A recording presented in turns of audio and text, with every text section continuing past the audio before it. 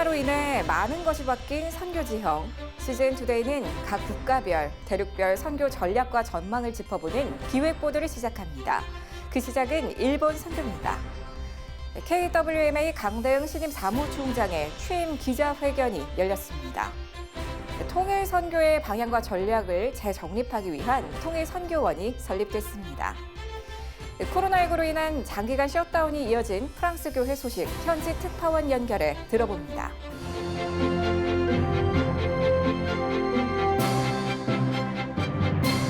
안녕하십니까. CGN투데이입니다. 첫 소식입니다.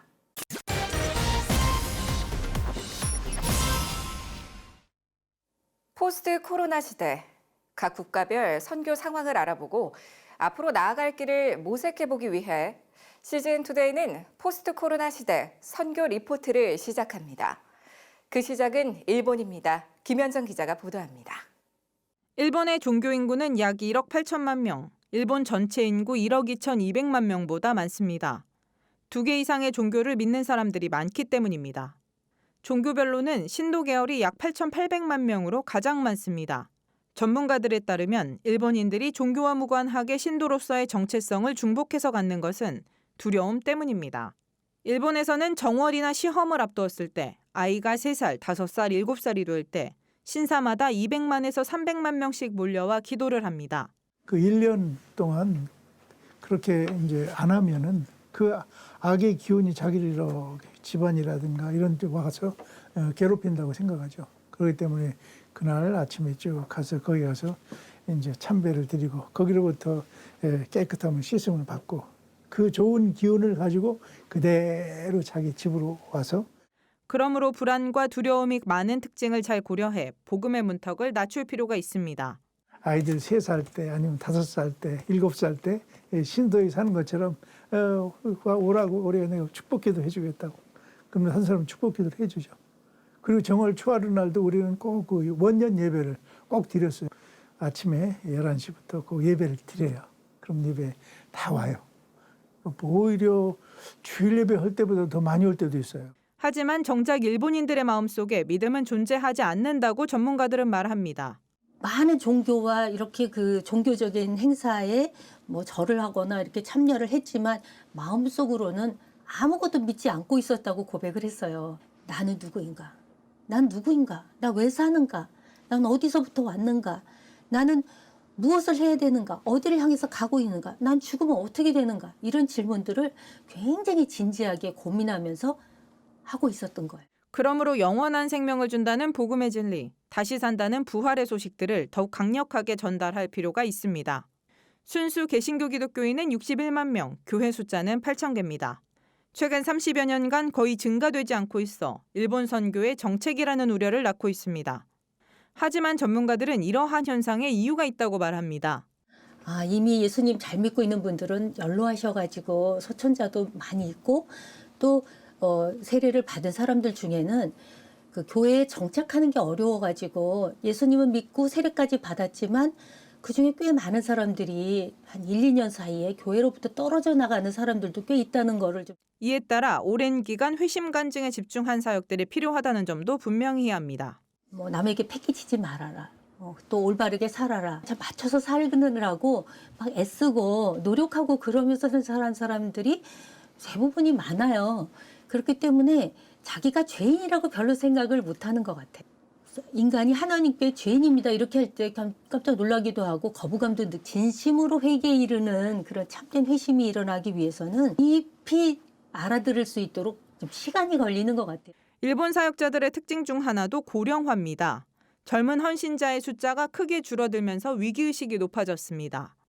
현재 있는 사역자들, 목사님들이 고령화되고 또 은퇴하시고 나면은 그 뒤를 이제 이어서 사역을 해야 되는 헌신자들이 거의 없기 때문에 무목교회들이 점점 늘어나고 복음주의 그 계통에도 옛날만큼 많지는 않는데 그나마나 계속해서 이제 헌신자들이 있는 건 들어요. 에큐메니컬 그룹들은 이 헌신자도 계속 부족하죠. 일본 그리스도 교단 같은 데도 지금 15% 뭐 아니면 20% 어떤 사람 30%까지 지금 수급이 되지 않으면 뭐 10년 안에 더 문 닫는 교회들이 많아질 거다. 따라서 일본어 찬양 번안과 온라인 음원 플랫폼 제작, 젊은 세대 찬양 사역자 양성을 위한 프로젝트 앨범 제작 등이 차세대 사역자 양성에 좋은 도구가 될 것으로 전망되고 있습니다. 또 청년, 청소년들에게 강하게 어필할 수 있는 그런 찬양을 도구로 하여 그들에게 훈련을 하고자 하는 계획도 가지고 있습니다.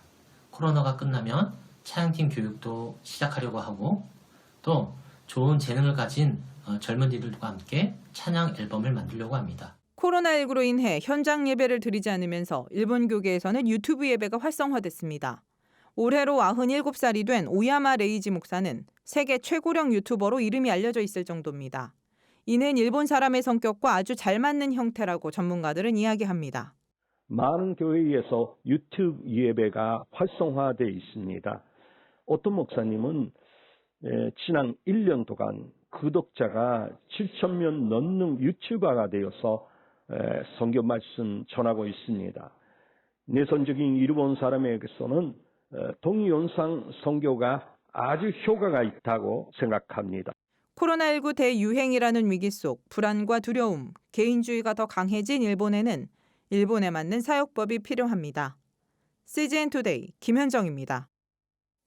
코로나 이후 선교의 지형은 이전과 비교하기 어려울 정도로 많은 변화가 있었습니다. KWMA 강대응 신임 사무총장은 위기 가운데 현재 선교계의 과제가 무엇인지 기자회견을 통해 밝혔는데요. 조준화 기자가 보도합니다.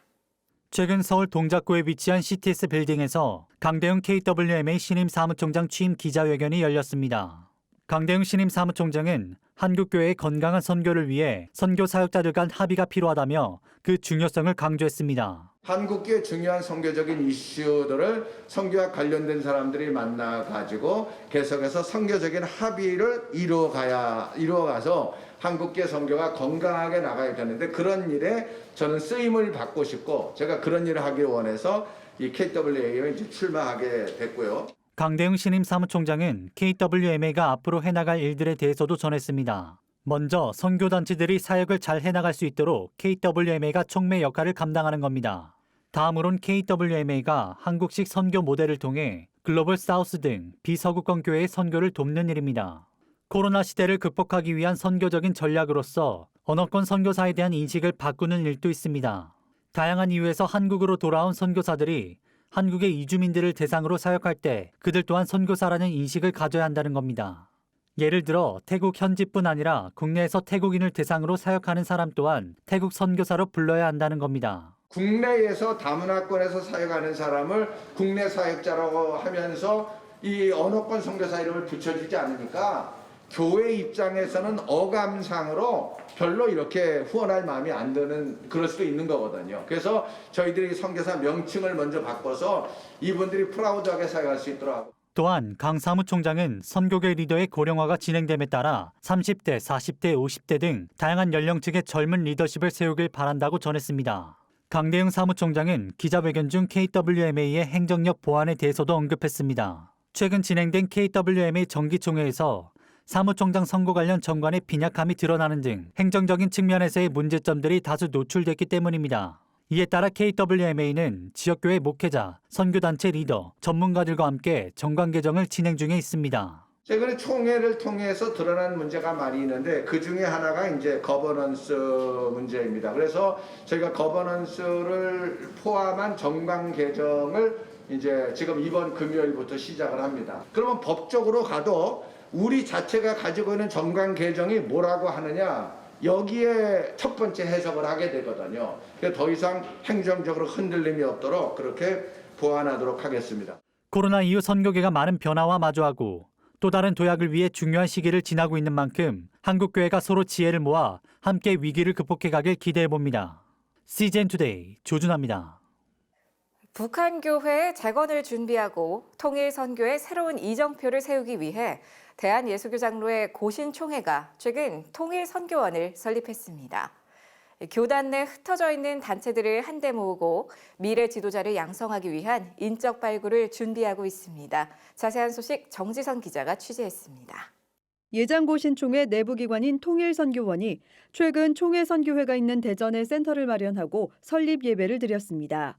통일선교원은 교단 내 통일 사역의 방향과 대안을 제시하고 정보 교류를 원활히 하기 위해 설립됐습니다. 센터의 역할이 있습니다. 모든 것을 하나로 집중시킨다고 하는 한 창구를 만든다고 하는 그런 의미가 있을 거고, 정보의 공유 같은 것을 하기 위한 허브의 기능을 가지고 있다. 정준기 원장은 통일선교원을 통해 각자 통일 사역을 해왔던 교단 내 단체들이 서로의 정보를 공유할 수 있도록 소통 창구부터 마련할 계획입니다. 자기가 가지고 있는 고유의 정보를 확장하지 않는 거예요. 공유하지도 아니하고. 이제 사실 그것이 후원하고 직접 연결이 됩니다.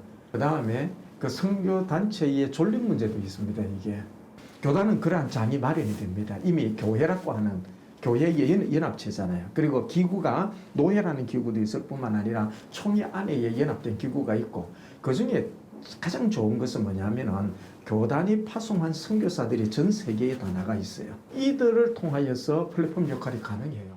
우선 총회 상임기구인 통일대비위원회와 총회 세계선교회 KPM, 노회를 중심으로 한 각 교회들과 선교 방향과 전략, 인적 구성을 공유할 예정입니다. 교단 안에서 통일 선교를 각각이 다 하고 있지만은 우리 교단과 비슷한 형태입니다. 선교단체는 선교단체대로, 또 기구는 기구대로, 그다음 총회는 총회대로, 교회는 교회대로 하고 있는 것을 연합할 수 있는 것이 한국교회 안에는 없었는데, 이제 보신총회가 처음으로 이런 것을 만들었다 하는 것은 역사적인 의미를 가지고 있는 것이고, 이제 귀중한 이제 그 역할을 할 수 있다. 정 원장은 또 통일이 됐을 때 바로 북한에 들어가 복음을 전할 수 있는 다음 세대 리더 육성이 시급하다고 전했습니다. 통일 선교 현장으로 들어와 보게 되어지면은 이것을 이끄는 분들의 나이대가 보통 50, 60대예요. 30대, 40대가 거의 보이질 않는 이런 상황인데, 그러면은 결국 통일 선교가 맥이 끊길 수밖에 없잖아요. 중요하게 여기는 것은 인적 자원이에요. 인적인 인프라가 구축이 되어져야 된다. 이를 위해 우선 노회를 중심으로 교회별 통일 사역에 대한 현황을 파악하고 통일 선교의 비전이 있는 인재풀을 확보할 예정입니다. 정 원장에 따르면 앞으로 노회 중심의 관심과 참여가 더 활발해져야 한다고 강조했습니다. 그러나 현재는 예장고신 총회 안에 있는 전국 34개 노회 가운데 통일이나 북한 선교와 관련한 위원회가 있는 노회는 5개도 안 됩니다. 이를 위해 통일선교원은 올해 교단 소속 교회들과 정보를 공유하고 통일선교 기도운동을 벌일 예정입니다. 교회를 이제는 그 북한 선교나 통일 선교에 동원시키는 작업 해야 된다. 근데 그 동원을 어떻게 하느냐 했을 때에 가장 중요한 것이 정보 제공이에요. 정보 제공 없이 반응을 할 수가 없거든요.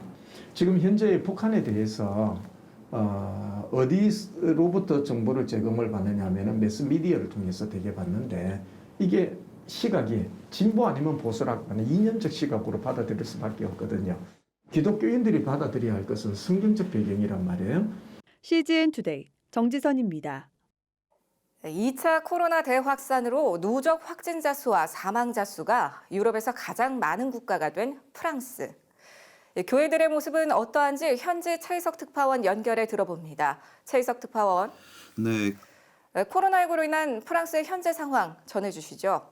프랑스는 유럽 국가 중에서 누적 확진자 및 사망자 수가 가장 높은 국가 중 하나가 되고 있습니다. 두 차례에 거친 전국적인 봉쇄 조치가 실시되면서 모든 교회가 거의 4개월 동안은 완전 폐쇄되었고 7개월 동안은 매우 제한된 활동만 하게 되었죠. 코비드19 방역을 위해 지금도 거의 모든 교회가 극히 제한된 조건에서 예배만을 드리고 일제 주중 활동을 하지 못하고 있습니다. 네, 정교분리 원칙이 명확한 프랑스에서 교회 폐쇄 조치가 잘 이루어졌다는 소식 전해집니다. 그 원인은 무엇입니까? 네, 프랑스는 1905년도에 헌법의 기초가 되는 소위 라이시테라고 불리는 정교 분리 원칙이 채택되었는데요. 이로 인해 천주교는 국교의 지위를 상실했고 종교개혁 이후 핍박받으며 금지된 개신교가 다시 시작된 것이죠. 즉 신앙의 자유는 양심을 따라 종교를 선택 또는 비선택할 수 있으며 어느 누구도 심지어 정부도 이 기본권을 침해할 수 없는 것이죠. 마찬가지로 정부는 사회 안정과 국민 건강과 같은 공공 부분에서 종교나 교회가 반사회적인 영향을 행사하거나 해를 끼치는 것을 허용하지 않습니다. 이는 주일 성수나 신앙의 문제가 아니라 국민 건강, 생명 안전의 문제이고 정부의 역할이기 때문이죠. 특히 교회의 그 사회적 역할을 중요시하는 유럽 교회에선 집단 감염 위험에도 불구하고 교회에서 대면 예배나 집회를 강행하는 목사나 신부의 독선적 행위는 사회적으로도 허용되지 않습니다. 또 정부가 집회 제한을 했다고 교회가 핍박을 받는다고 말하는 자는 한 명도 없습니다. 왜냐하면 그런 일정한 조건에서 내린 한시적인 조치는 오히려 교회가 적극적으로 나서서 해야 할 사회적 책임 내지 역할과 일치한다고 보고 있기 때문입니다. 네, 이번 코로나19 대유행과 관련해서 프랑스 선교계에는 어떤 변화가 있을 것으로 보십니까? 네, 코로나 전염병으로 인해서 선교 차원에서도 중대한 변화를 겪고 있습니다. 코로나 이전에는 항상 모이는 공간이 중요했고 소통도 대면 방식으로 이루어짐에 따라서 모이는 장소의 규모 또는 모인 자의 크기가 중요했습니다. 그것이 교회나 선교단체의 사역과 위상에 영향을 주었죠. 그러나 포스트 코로나 시대에는 오히려 사적 공간이 더 중요해지리라고 봅니다. 즉 가까운 곳 그리고 접근하기 쉬운 관계에서 간결한 방식으로 소통하고 전도하는 것이 더 요구되고 빈번해질 것으로 보입니다. 네, 차일석 특파원 좋은 의견 감사드립니다. 네, 감사합니다. 오늘의 단신입니다. 광주 TCS 국제학교에서 최근 약 100여 명의 코로나19 확진자가 발생한 가운데 광주광역시가 5인 이상의 비인가 교육시설과 모든 합숙시설에 대해 자진신고와 검사를 받게 하는 행정명령을 내렸습니다. 또 그 여파를 막기 위해 1월 28일부터 2월 14일까지 광주 시내 어린이집 1,072곳을 긴급 휴원토록 했습니다. 최근 고신대학교 개혁주의 학술원 제11회 신진학자 포럼이 실시간 줌으로 개최됐습니다. 이번 신진학자 포럼에서 주기철 박사는 야고보서 5장 14절 말씀을 인용해 너희 중에 병든 자가 있느냐를 주제로 발표했습니다. 또 고신대 김영종 박사는 누가복음 3, 4장 속 성령을 언급한 구절을 새 출애굽의 관점에서 해석함으로써 누가의 성령 이해가 구원론적 배경에서 이루어졌음을 논증했습니다. 서울시는 매달 이달의 관내 문화재를 선정하고 이와 관련된 역사적 사건을 서울시 SNS 계정에 소개하는 이달의 서울문화재 카드 리유스를 오는 3일부터 시작한다고 밝혔습니다. 서울시에 따르면 첫 번째 문화재로 1919년 당시 3.1운동을 계획했던 장소이기도 한 승동교회와 구 러시아 공사관 양화나루와 잠도봉 유적이 선정됐습니다. 지난해 한국 순교자의 소리가 북한의 라디오를 통한 오디오 성경 방송뿐 아니라 오프라인 성경으로 22,847권을 보냈다고 최근 밝혔습니다. 풍선을 통한 대량 배포는 감소했지만 직접적으로 전달된 수량은 이전보다 2배 이상 증가한 수치입니다. 설립자 에릭 폴리 목사는 올해는 새로운 방법과 기술을 기반으로 작년보다 30% 더 많은 성경을 배포할 계획이라고 밝혔습니다. 기독교 국제화 교육기관 글로벌 선진학교가 최근 세계적 명문 구단인 스페인 레알 마드리드와 독점적 축구 인재 양성을 위한 협정을 체결했다고 밝혔습니다. 이는 향후 유럽 축구 시장에 진출할 축구 인재 양성의 발판 마련이 될 것으로 전망됩니다. 한편 글로벌 선진학교 축구팀에선 인성과 학업을 겸비한 축구 인재들이 매년 국내외 우수 대학으로 진학하고 있습니다. 세상에 바로 서고자 하는 그리스도인들의 눈, CGN 투데이와 함께 소망의 복음을 굳게 붙잡으시기 바랍니다. 시청해 주셔서 고맙습니다.